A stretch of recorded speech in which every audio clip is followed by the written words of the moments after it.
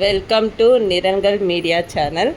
ஆண் பிள்ளைகள் கண்டிப்பாக கற்றுக்கொள்ள வேண்டிய கலைகள் யாவை? 5 முதல் 8 வயதுக்குள் நீச்சல் சொல்லிக் கொடுங்கள். தன்னையும் காத்துக்கொண்டு பிறரையும் காப்பாற்ற முடியும். சைக்கிள் ஓட்ட கற்றுக் கொடுக்க காட்டும் ஆர்வத்தில் ஒரு பங்காவது நீச்சல் சொல்லித்தரவும் காட்டுங்கள். ஏனெனில் இரண்டுமே உடமை பேலன்ஸ் செய்தால்தான் வரும் 10 வயதில் ஒரு குக்கரில் சாதம் வைக்க, காய்கறி நறுக்க பழக்குங்கள்.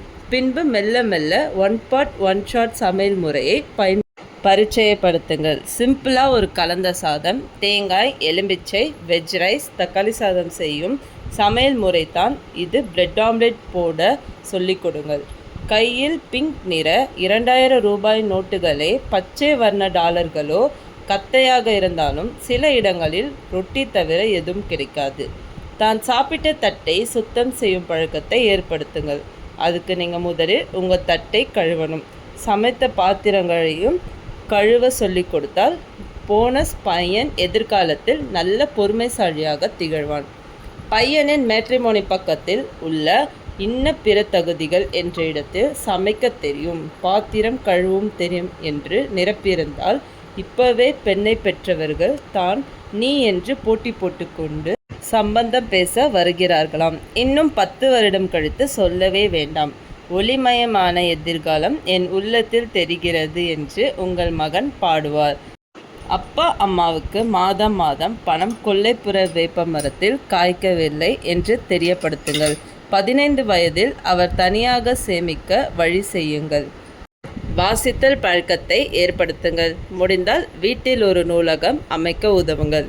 பேருந்து, மின்சார ரயில் என எதிலும் பைசா கோபுரம் போல் சாயாமல் 2 கால்களில் தஞ்சை பெரிய கோவில் போல் நேராக நிற்கச் சொல்லிக் கொடுங்கள். உங்கள் மகன் மீது 50 கிலோ தாஜ்மஹாலே சாய்ந்தாலும் தைரியமாக சுட்டி காட்டவும் சொல்லிக் கொடுங்கள். கோபம் வந்தால் எதிராளியின் தாயை, தமக்கையின் மானத்தை குறிக்கும் வாசை சொற்களை பயன்படுத்துவதும் தமிழுக்கு இழுக்கு என்று சொல்லிக் கொடுங்கள். அது வட்டார வழக்கு அல்ல, அவரது இயலாமையே. ஒருவன் பிறருக்கு கொடுப்பதை எல்லாம் தனக்கே கொடுத்து கொள்கிறான். விதண்டாவாதம் புரிபவரை கடந்து போக ஒரு சிறு புன்னகை போதும். பதிலுக்கு பதில் அளித்து கொண்டிருந்தால் முட்டாள்களின் எண்ணிக்கை தான் கூடும். ஒருவர் வாயை திறந்தாலே பார்வையாளருக்கும் அவரது மேதமை அல்லது பேதமையை தெரிந்துவிடும். பட்டாம்பூச்சியை தேடி வந்து தம் தோள்களில் அமர்ந்தாலும் அதை கையில் பிடிக்க வேண்டும் என்று அவசியமில்லை. ஆண்களுக்கும் பாலியல் தொந்தரவுகள் ஏற்படும் என்று சொல்லிக் கொடுங்கள். Even men are not take it granted. Thank you for watching our video. Keep supporting, subscribe our channel, share to others.